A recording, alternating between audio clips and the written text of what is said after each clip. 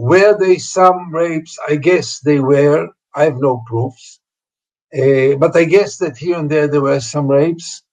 And I'll be more than happy to see proof that they didn't happen. Yeah. Why do you smile? Because you said that there's no proof of rapes, but then you're saying there probably was rapes.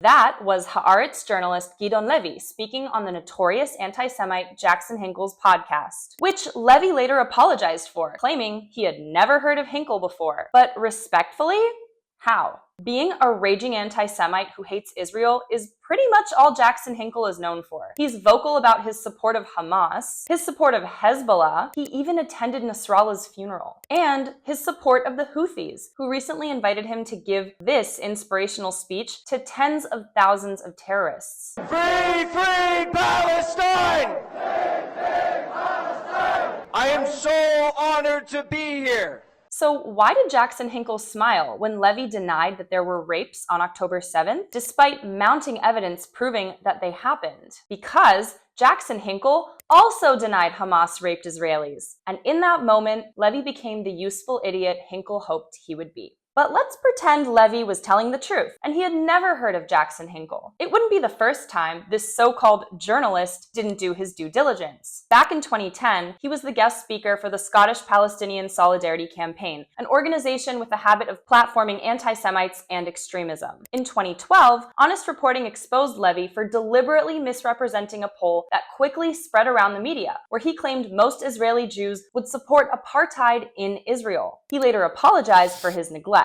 Recently, Levy intentionally called Palestinian terrorists hostages on CNN, trying to create a moral equivalence to actual hostages who didn't commit any crimes. So Levy's apology doesn't quite cut it. He's long since given up the right to be a credible commentator on Israel, even though he's still a columnist for Israel's legacy newspaper, Haaretz. But that appearance of legitimacy is exactly why he's platformed by the media, presented as a voice of the Israeli mainstream, when in reality, he only represents the fringe. So maybe somehow Levy didn't know who Hinkle was, but what we do know is Hinkle knew exactly who Levy was, and thought the Israeli extremist was the perfect fit for his audience.